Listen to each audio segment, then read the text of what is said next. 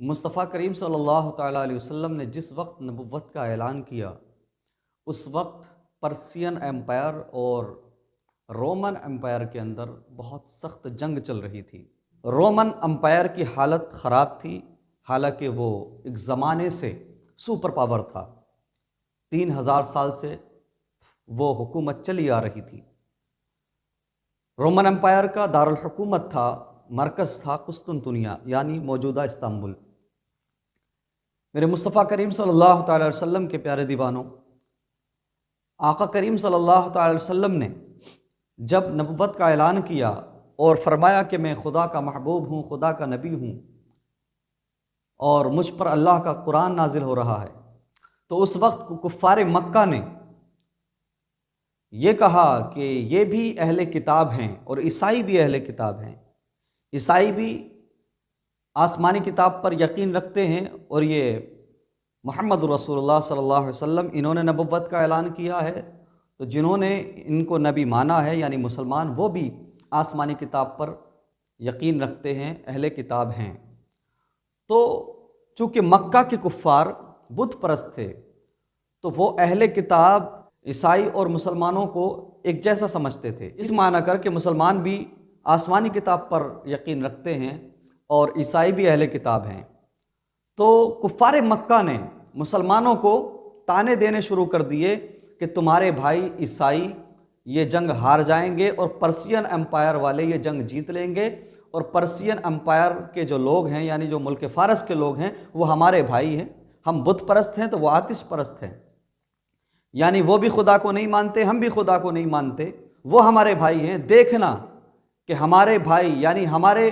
Percent بھائی تمہارے رومی بھائیوں پر، عیسائیوں پر غالب آ جائیں گے اور ان کو جنگ ہرا دیں گے۔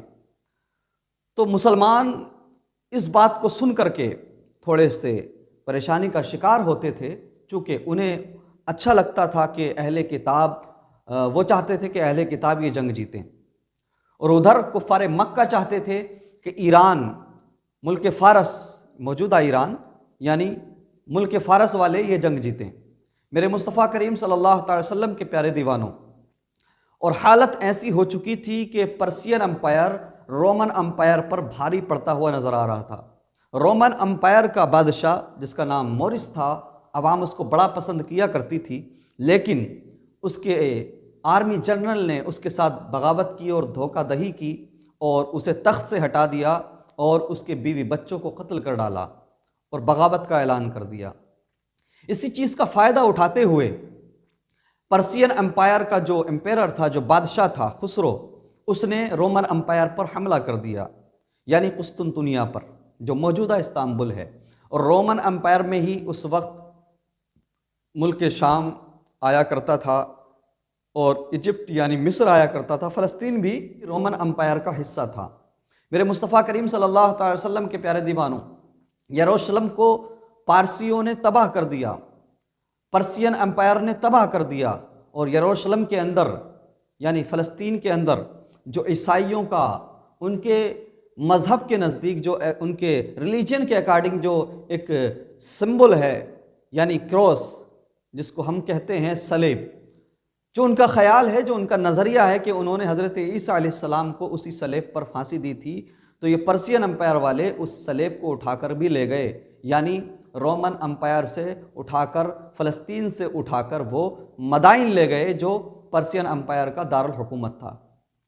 میرے مصطفیٰ کریم صلی اللہ تعالی وسلم کے پیارے دیوانوں، حالت ایسی ہو چکی تھی کہ چاروں طرف سے پرسین امپائر کے بادشاہ خسرو نے چاروں طرف سے قسطنطنیہ کو گھیر لیا اور رومن امپائر کی اینٹ سے اینٹ بجا دی تھی۔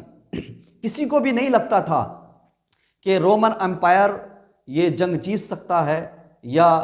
رومی یہ جنگ جیت سکتے ہیں۔ سب یہ سمجھتے تھے کہ اب پارسی رومیوں پر غالب آ چکے ہیں اور اب پارسی رومیوں کا خاتمہ کر کے ہی دم لیں گے اور پارسی ہی جیتیں گے۔ حالات ایسے ہو چکے تھے کہ رومیوں کا کہیں سے کہیں تک بھی جیتنا ممکن نہیں لگتا تھا۔ میرے مصطفیٰ کریم صلی اللہ تعالی علیہ وسلم کے پیارے دیوانوں، ادھر جب حالات ایسے بد سے بدتر ہوئے تو کفار مکہ مسلمانوں کو تانے دیتے تھے تم بھی آسمانی کتاب پر یقین رکھتے ہو، عیسائی تمہارے بھائی ہیں، تمہارے بھائی وہ جنگ ہاریں گے اور ہمارے بھائی یعنی آتش پرست پرسین امپائر کے لوگ یہ جنگ جیتیں گے۔ اسی وقت میں آقا کریم صلی اللہ علیہ وسلم پر وحی نازل ہوئی، جس میں رب تبارک و تعالیٰ نے فرمایا، قرآن کی آیت ہے سورہ روم کی، میں آپ کے سامنے رکھ دیتا ہوں اور اس کے بعد گفتگو کو آگے بڑھاتا ہوں۔ بسم اللہ الرحمن الرحیم، الف لام میم، غلبت الروم فی ادنی الارض وهم من بعد غلبهم سیغلبون فی بضع سنین للہ الامر من قبل ومن بعد ویومئذ یفرح المؤمنون۔ اللہ تبارک و تعالیٰ نے آقا کریم صلی اللہ علیہ وسلم پر یہ آیت نازل فرمائی، یہ آیتیں نازل فرمائی، سورہ روم کی یہ آیتیں ہیں۔ اس کا ترجمہ سن لیجئے کہ رومی مغلوب ہو گئے ہیں قریب کے ملک میں، اور وہ مغلوب ہونے کے بعد ان قریب پھر سے وہ غالب آئیں گے، یعنی پھر سے وہ ایرانیوں پر بھاری پڑیں گے، ملک فارس والوں پر وہ بھاری پڑیں گے اور وہ پھر سے فتح حاصل کریں گے۔ اور جب وہ فتح حاصل کریں گے، اہل ایران پر، آتش پرستوں پر وہ غالب آئیں گے چند ہی سالوں میں، اور سب کچھ اللہ کے اختیار میں ہے، اللہ کے دست قدرت میں ہے، اور اس دن مسلمان خوش ہوں گے۔ یہ پریڈکشن تھی قرآن کی مسلمانوں کی فتح اور عیسائیوں کی فتح کے بارے میں۔ مسلمان بھی غالب آئیں گے، مسلمان بھی فتح یاب ہوں گے اور عیسائی بھی فتح یاب ہوں گے۔ یہ قرآن کریم کی پریڈکشن تھی ایسے حالات میں، ایسے وقت میں کہ جب ساری دنیا کو اور بالخصوص اہل عرب کو، کفار مکہ کو، کفار عرب کو یہ لگتا تھا کہ اب رومن امپائر بچے گا نہیں، رومی اب دنیا سے ختم ہو جائیں گے اور ایران کے آتش پرست ان پر غالب آ جائیں گے اور ایران کے ہی آتش پرست جیت جائیں گے، یعنی پرسین امپائر کی ہی جیت ہوگی۔ یہ اہل مکہ، کفار مکہ یہ سمجھ چکے تھے، یہ سوچ چکے تھے۔ میرے مصطفیٰ کریم صلی اللہ تعالی وسلم کے پیارے دیوانوں، آقا کریم صلی اللہ تعالی وسلم پر جب یہ آیت نازل ہوئی، اللہ تبارک و تعالیٰ نے جب فرما دیا کہ ان قریب ہی پڑوسی ملک کے جو عیسائی ہیں وہ جیتیں گے، ملک فارس پر وہ غالب آئیں گے، تو حضرت ابو بکر صدیق رضی اللہ تعالیٰ عنہ نے کفار مکہ کو جمع کر کے کہا، اے کفار مکہ سنو، اللہ تبارک و تعالیٰ کا حکم آ گیا ہے، ہمارے نبی صلی اللہ علیہ وسلم نے کہا ہے کہ اہل کتاب ہی جیتیں گے، یعنی عیسائی ہی جیتیں گے، رومی ہی جیتیں گے، یعنی پرسین امپائر کی ہار ہوگی، رومن امپائر کی جیت ہوگی۔ حضرت ابو بکر صدیق نے یہ جب کہا کفار مکہ کے سامنے، تو ایک کافر سامنے آیا اور اس نے کہا، ابو بکر اگر تمہیں ایسا لگتا ہے، سب کفار مکہ ہنسنے لگے کہ تم یہ بہت عجیب خواب دیکھ رہے ہو، ایسا نہیں ہو سکتا، اب پرسین امپائر کے سامنے رومن امپائر نہیں ٹک سکتا، اس کے نہ جانے کتنے ملک چھین لیے، نہ جانے کتنے علاقوں پر قبضہ کر لیا، اللہ اکبر۔ اس کے بعد میں ایک کافر نے حضرت ابو بکر صدیق سے کہا، اگر تم یہ کہتے ہو تو مجھ سے شرط لگاؤ۔ تو حضرت ابو بکر صدیق رضی اللہ تعالیٰ عنہ سے شرط لگائی گئی۔ اس وقت تک اسلام میں شرط لگانا حرام نہیں ہوا تھا، ناجائز نہیں ہوا تھا، اس وقت گیمبلنگ اسلام میں حرام نہیں ہوئی تھی۔ تو حضرت ابو بکر صدیق رضی اللہ تعالیٰ عنہ سے شرط لگائی گئی، 9 سال کے اندر اگر خسرو کی سینا پر یعنی پرسین امپائر پر اگر رومی غالب نہ آئے، رومیوں نے اہل ایران کو، پرسین امپائر کو اگر نہیں ہرایا، آتش پرستوں کو، تو حضرت ابو بکر صدیق کو 100 اونٹ دینے پڑیں گے، اور اگر رومن امپائر جیت گیا، رومیوں کی جیت ہو گئی، تو وہ کافر حضرت ابو بکر صدیق کو 100 اونٹ دے گا۔ 9 سال کے اندر اگر ایسا ہوا، یہ شرط لگی۔ میرے مصطفیٰ کریم صلی اللہ تعالی وسلم کے پیارے دیوانوں، ادھر فوکس نے اپنے بادشاہ کے خلاف بغاوت کر رکھی تھی، اور اسی چیز کا فائدہ اٹھاتے ہوئے پرسین امپیرر یعنی خسرو نے اس پر حملہ کیا، اور اس کے بعد میں جو ہے بہت سارے ملک فتح کر لیے اور قسطنطنیہ کا گھیراؤ کر لیا۔ جب رومیوں کو کوئی راستہ نظر نہ آیا تو رومیوں نے افریقہ کے گورنر سے مدد مانگی، جس پر وہ اعتماد کرتے تھے۔ تو افریقہ کے گورنر نے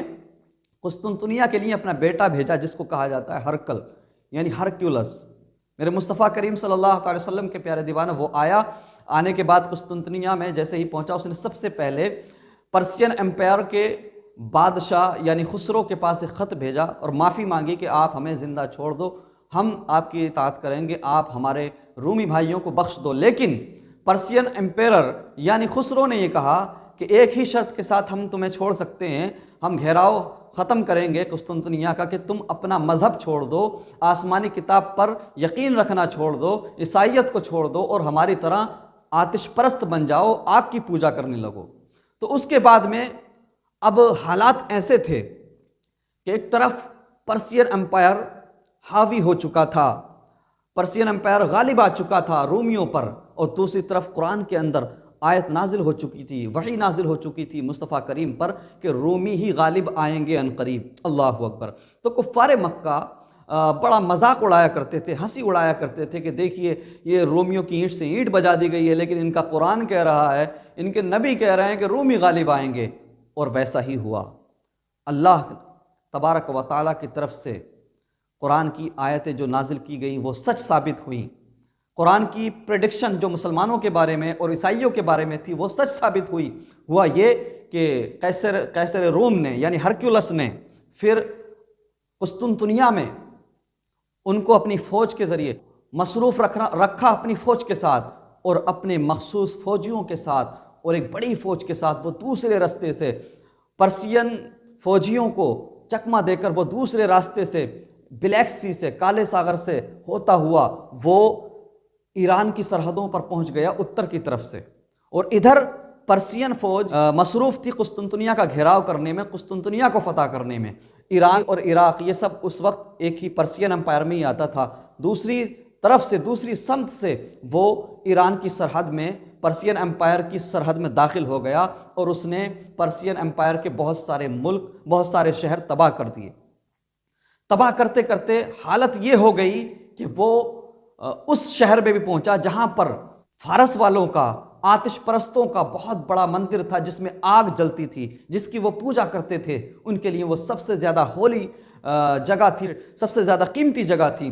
ہرکیولس نے اس کو بھی تباہ کر دیا۔ اب حالات بدل گئے، اب معاملات بدل گئے۔ میرے مصطفیٰ کریم صلی اللہ تعالی وسلم کے پیارے دیوانوں، ادھر خسرو اپنی فوج لے کر قسطنطنیہ کو فتح کرنے میں رومی فوج کے ساتھ لڑ رہا تھا، ادھر ہرکیولس نے اپنی فوج لے کر، بڑا طبقہ، بڑا حصہ فوج کا لے کر پرسین امپائر کے بڑے بڑے شہر تباہ کر دیے۔ اللہ اکبر۔ حالت یہ ہوئی کہ ایک وقت ایسا بھی آیا جو پرسین امپائر کا اس وقت دارالحکومت تھا مدائن، اس کا گھیراؤ کر لیا، اس کا گھیراؤ کر لیا، اور اس کو بھی اس نے چاروں طرف سے جب گھیرا تو خسرو کے بیٹے نے اپنے باپ کو قتل کیا، اپنے 18 بھائیوں کو قتل کیا، اور ہرکیولس کے قدموں میں لا کر ڈال دیا، اور کہا جتنا تمہارا نقصان ہوا ہے ہماری فوج کے ذریعے، ہماری حکومت کے ذریعے ہم سارا سونا دیں گے، سب کچھ بھرپائی کریں گے، اور ہماری زندگی بخش دو۔ اللہ اکبر۔ میرے مصطفیٰ کریم صلی اللہ تعالی وسلم کے پیارے دیوانوں، اہل کتاب یعنی عیسائیوں کو فتح نصیب ہوئی۔ اب جیسے ہی پرسین امپائر کی ہار ہوئی اور رومن امپائر جیتا، اسی وقت میں ادھر آقا کریم صلی اللہ تعالی وسلم مکہ چھوڑ کر مدینہ جا چکے تھے۔ میرے مصطفیٰ کریم کے پیارے دیوانوں، جب ادھر رومن امپائر پرسین امپائر سے جیت رہا تھا، اسی وقت میں مسلمان جب 313 تھے، آقا کریم صلی اللہ تعالی وسلم کے 313 صحابہ نے مل کر کفار مکہ کو ہرایا، عرب کے کفار کو ہرایا۔ میرے مصطفیٰ کریم صلی اللہ تعالی وسلم کے پیارے دیوانوں، اسی وقت جنگ بدر ہوئی اور مسلمانوں کو کامیابی ملی، فتح ملی۔ اللہ اکبر۔ تو قرآن کی پریڈکشن صحیح ثابت ہوئی۔ اسی وقت عیسائیوں کو خوشی ملی، عیسائیوں کو فتح ملی، اسی وقت مسلمانوں کو فتح نصیب ہوئی، مسلمانوں کو خوشی حاصل ہوئی، اور مسلمانوں نے بھی خوشی کا اظہار کیا اور خوشی منائی، اس معنی کر کے مسلمان خود بھی جیتے، اور ادھر دوسری طرف اہل کتاب، آسمانی کتاب پر یقین رکھنے والے عیسائی آتش پرستوں کے ساتھ جنگ جیتے۔ میرے مصطفیٰ کریم صلی اللہ تعالی وسلم کے پیارے دیوانوں، جب رومن امپائر نے پرسین امپائر کو ہرا دیا تو حضرت ابوبکر صدیق رضی اللہ تعالیٰ عنہ چونکہ شرط جیت چکے تھے، تو 100 اونٹ حضرت ابوبکر صدیق رضی اللہ تعالیٰ عنہ کو دیے گئے۔ آقا کریم صلی اللہ تعالی وسلم نے فرمایا کہ ان اونٹوں کو صدقہ کر دو۔ تب تک شرط لگانے اور گیمبلنگ کے حوالے سے حکم آ چکا تھا اور وہ حرام ہو چکا تھا شرط لگانا، تو آقا کریم صلی اللہ تعالی وسلم نے اس مال کو غریبوں میں تقسیم کرنے کا حکم دے دیا۔ حضرت ابوبکر صدیق رضی اللہ تعالیٰ عنہ کو جو 100 اونٹ ملے تھے وہ تقسیم کر دیے گئے غریبوں میں۔ میرے مصطفیٰ کریم صلی اللہ تعالی وسلم کے پیارے دیوانوں، یہاں پر ایک اور مسئلہ ہے، میں ڈیٹیل میں جانے کی ضرورت نہیں سمجھتا۔ جو کفار کا مال ہوتا ہے تو وہ ایک الگ کیٹیگری میں آتا ہے۔ یہ ہرکیولس جو تھا، قیصر روم اب یہ دنیا کا سب سے پاورفل، سب سے طاقتور بادشاہ بن چکا تھا، سب سے طاقتور رولر بن چکا تھا۔ میرے مصطفیٰ کریم صلی اللہ تعالی وسلم کے پیارے دیوانوں، چند سال گزرے، صلح حدیبیہ ہوئی، اللہ تبارک و تعالیٰ نے قرآن میں اس کو بیان کیا ہے اور قرآن کے اندر موجود ہے۔ اور صلح حدیبیہ مسلمانوں کی بہت بڑی کامیابی تھی۔ جب مسلمان معاشی طور پر مضبوط ہو گئے اور مسلمان